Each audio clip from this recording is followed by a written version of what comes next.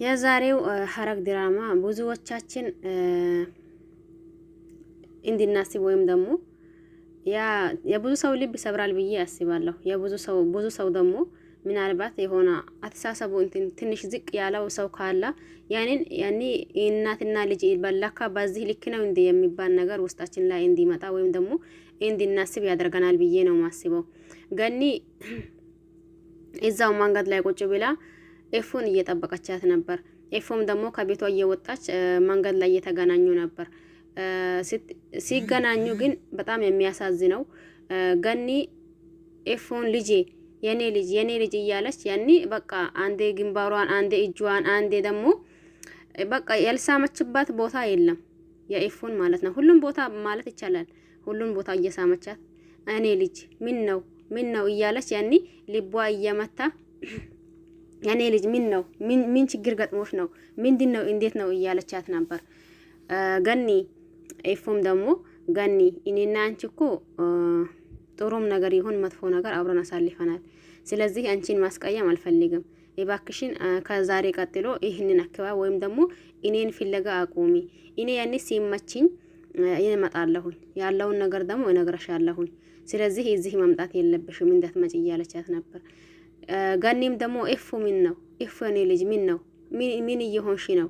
ምን ችግር ገጥሞሽ ነው እያለቻት ነበር።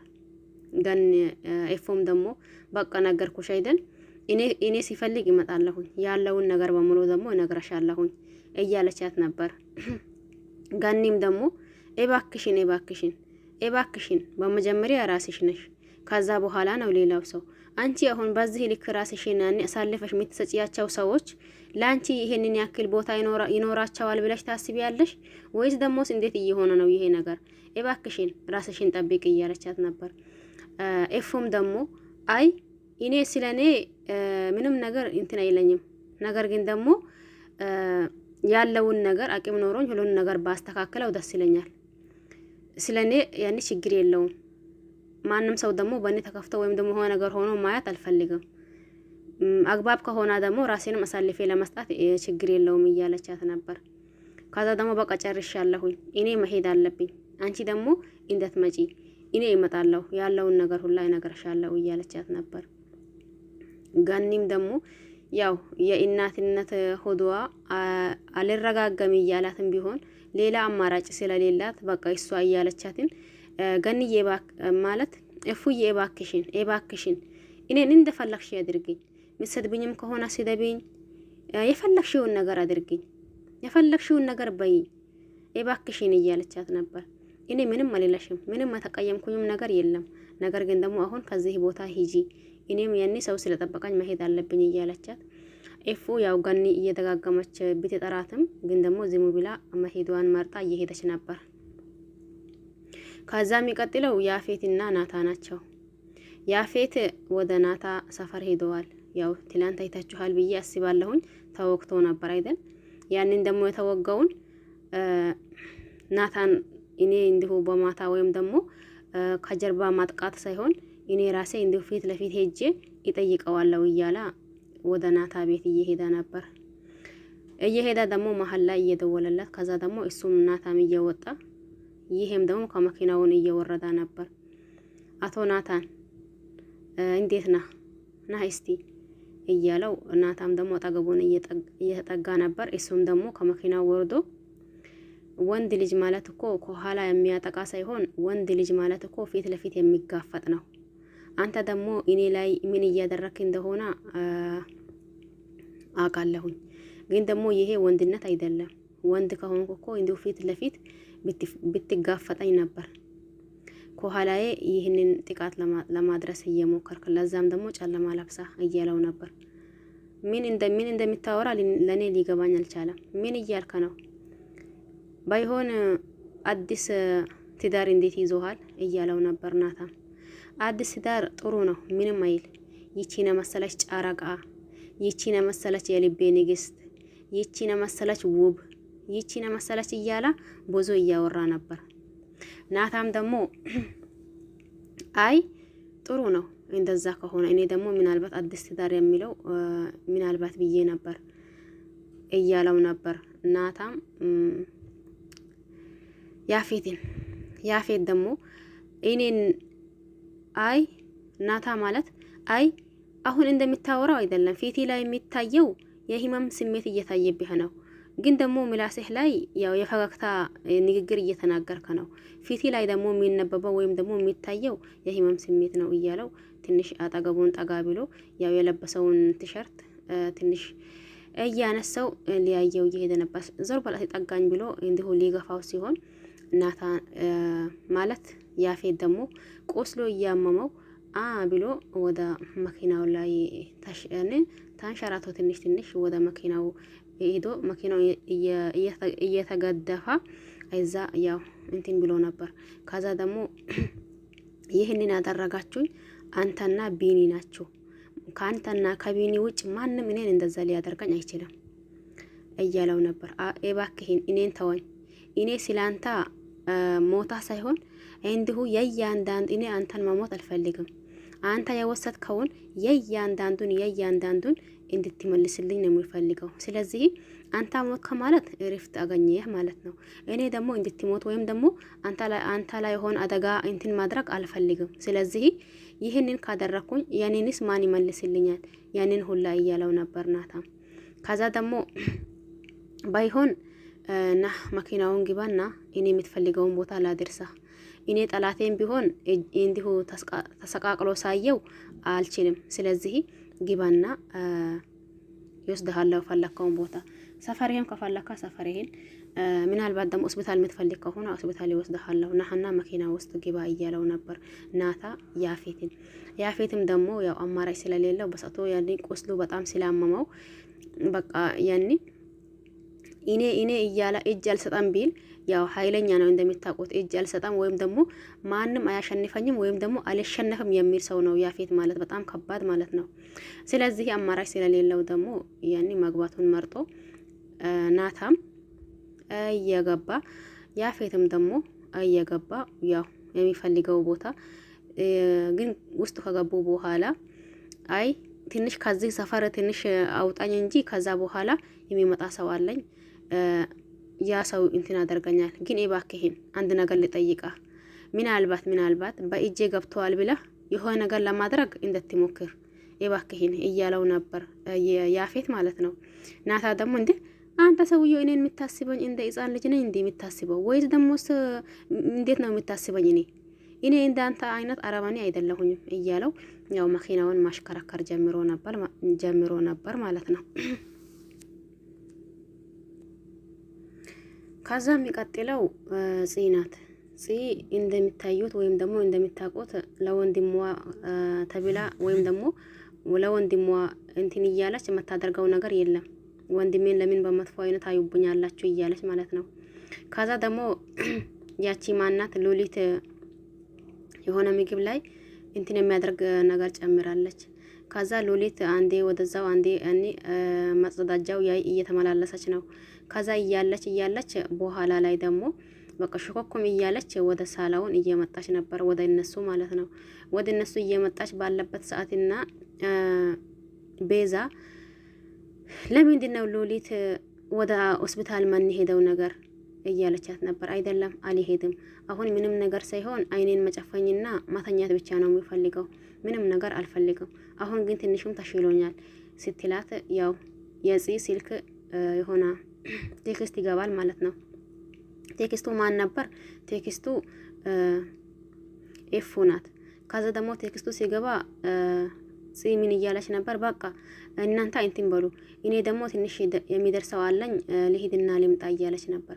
ሎሊት ደግሞ ያዛኔ አንቺ ልጅ ወንድ ፍቅረኛሽ ነው እንዴ?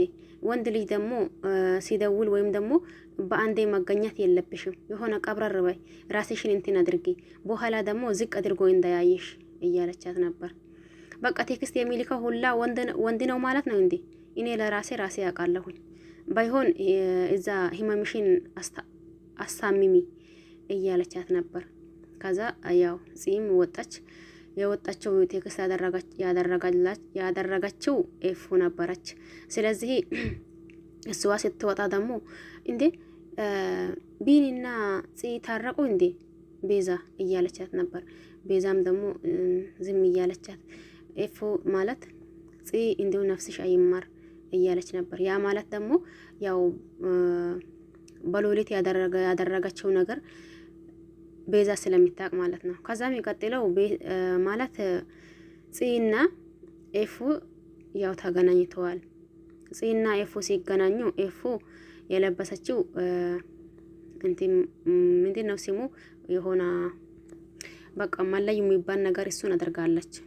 ግን አማርኛው ስሙ እንደዛ ይሆን አላውቅም። እሱን እያደረገች እንደ ሽፍንፍን ብላ እየመጣች ነበር። ይቺም ደግሞ እየሄደች ነበር። እንዴ አንቺ ልጅ ምን ሆነሽ ነው እኮ አንድ ሰዓት ሆነኝ፣ አንድ ሰዓት አስጠበቅሽኝ፣ ለምን ቴክስቱን አይተሽ ቶሎ አልመጣሽም እያለች ነበር ኤፎ ተቆጥታ ማለት ነው። ጽ ደግሞ በዛን ሰዓት ኧረ እባክሽ እኔ እኮ ቴክስት እንደደረሰኝ ነው የወጣሁኝ። ባይሆን ሉሊትና ቤዛ ትንሽ በቃ ወንድ ነው እያሉኝ እንትን እያሉኝ ነበር እንጂ እኔ ቴክስቱ እንደገባልኝ ነው የወጣሁኝ እያለች ያው ውስጡ ላይ እዛው መጣም ውስጥ ማለት ነው ምን ትፈልጋላችሁ እየተባሉ ነበር። እነሱ ደግሞ ምንም አልፈልግም እያለች ነበር። ኤፎ ደግሞ ውሃ ይፈልጋለው እያለች ነበር። በዛ እየተጋበዙ ነበር። ያንን ሲጋበዙም ደግሞ ያንዳንዱን ነገር እያወራች ነበር። ጽም ማለት ኤፎ ማለት ነው። ሁለታቸው ሲያወሩ የነበረው ያው ኤፎ የፈለገችው ያ ማለት እንትና ላይ የሆነ ደም ነገር ወይም ደግሞ ልብሱ ላይ የሆነ ነገር አይተሻል ወይ ማታ ሲገባ ነው የምትላት። እሷ ደግሞ አው አይቻለሁኝ ማታ እኮ እየገባ ግን ደግሞ ከገባ በኋላ ሌላ ጊዜ አብረን እሱ ባይበላ ራሱ አብረን እንትን እንቀመጥ ነበር። ነገር ግን ደግሞ እሱ አሁን ይሄንን እያመጣ ምንም ሳይለን በቃ እናንተ ብሉ እኔ የሆነ ነገር አስተካክላለሁ ብሎን እየወጣ ነበር እያለቻት ነበር። እሷ ኤፎ የምትጠይቃት ይሄ ያፌትን ይህንን ጥቃት ያደረሰው እሱ ነው ወይስ ደግሞ እሱ አይደለም እያለች ነው። በዚህ እየተጨነቀች ነው ኤፎ። እሷ ደግሞ የምታወራው አልገባትም። ያኒ በቃ ማታ ይዞ የመጣውን ነገር ነው የምታወራው ጽ ማለት ነው። ከዛ ደግሞ አይደለም ይሄ እኮ እንደዛ ነው፣ ይሄ እኮ እንደዛ ነው ሲል አሁን ይሄ ማለት ይሄንን ቢነግረሽማ ይሄ አሁን ፊትሽ የተኮሳተረው ፊትሽ ፈገግ ይላል። አንድ ነገር ሊንገረሽማ ምንድነው ንገሪ። ሎሊትን ያደረኳት ነገር ቢነግረሽ እንዲሁስ በሲቅ ነው የምትሞቺ። ሎሊትን እንዲያደረኳት እያለች ነበር።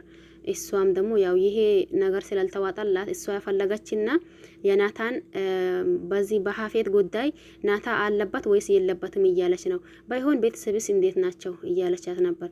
ሁሉም ሰላም ነው። ግን ደግሞ አሁን ሳስበው አንቺ የናታን አትመስለኝም። ናታም አሁን ከዚህ በኋላ ስትል ደሞስ ኤፉ ምን ናታ ሌላ ሰው አፈቀረ እንዴ? ወይስ ደሞስ ከበዛ ምን ሆነ? ምን ያኔ በቃ እንደው በቃ ልቧ እየመታ ነበር እንደዛ ስትል አይደለም።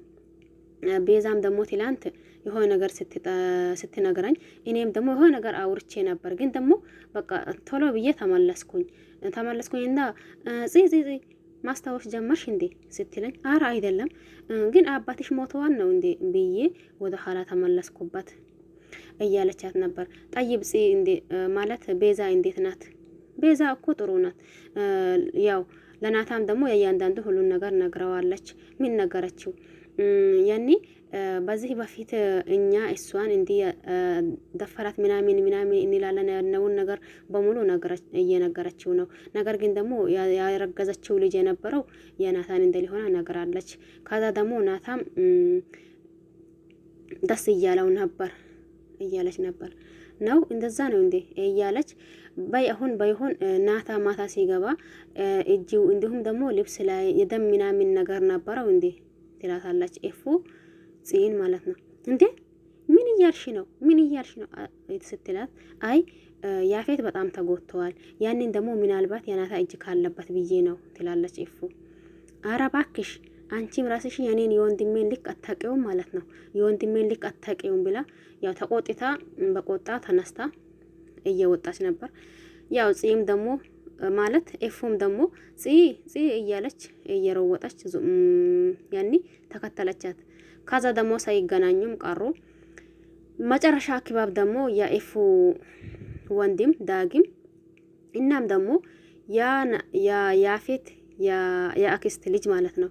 ከዛ እነሱ እያወሩ ነበር፣ እዛው በዛው እየሄደ ነበር። ዳጊም ያኔ አንተ ልጅ ለምንድን ነው እንደዛ የምትሆነው እያለው ነበር። ተወኝ ባኬ፣ ለምንድን ነው እንደዛ የምትሆነው ትለኛለህ እንዴ ያለሁበት ስታቅ እያለው ነበር። ግን ደግሞ በቃ ያንተና የኔ ጓደኝነት በዚህ ልክ ነው አይደል? በዚህ ልክ በቃ ማለት አይደል እያለው ነበር። ያኔ ዘመድህ ነው ለማለት ነው። እሷም ደግሞ የአፌት የአክስት ልጅ ዘመዴማ ዘመዴ ነበር፣ ነገር ግን ደግሞ እናቴ አሳደገችው እንጂ ለእናቴ ምንም አይነት ክብር የሚሰጣት ልጅ አይደለም። እናቴ ግን በእርግጥ እሱን አሳደገችው፣ ግን ደግሞ ያሳደገችበት ምንም ነገር እናቴ ሌላት አልቻለም። እንዲሁስ ሰርጉን ራሱ ያኔ ከሰው እኩል ነው ለአንድ ቀን ሲቀረው እየጠራት የነበረው ብሎ እሱም ለራሱ ይህንን ነገር እየመላለሳ እንዲሁም ደግሞ እየደጋገማ እያወራ ነበር። በዛ ቪዲዮ አልቋል ማለት ነው። የሚቀጥለው ቪዲዮ በሚቀጥለው ይዘን እንመጣለን። ለቤታችን አዲስ ሆኖ ሰብስክራይብ ማድረግ አትርሱ። ነባሮችም ደግሞ ላይክ ሼር እያደረጋችሁ ብታበራቱኝ ደስ ይለኛል። ሐረግ ድራማ በጣም ደስ የሚል እንዲሁም ደግሞ በብዙ ቦታ ተወዳጅ የሆነው ድራማ ነው። ለቤት አዲስ ሆናችሁ እንዳልኳችሁ ሰብስክራይብ አድርጉ። ነባሮች ደግሞ እንዳልኳችሁ ላይክ ሼር እያደረጋችሁ ብታበራቱኝ ደስ ይለኛል። ሁላችሁንም አመሰግናለሁኝ። በያላችሁበት ደግሞ ሰላማችሁ ይብዛ እያልኩኝ በሌላ አዲስ እስከምንገናኝ ድረስ ሰላማችሁ ይብዛ። ቸር ቆዩልኝ። አመሰግናለሁ።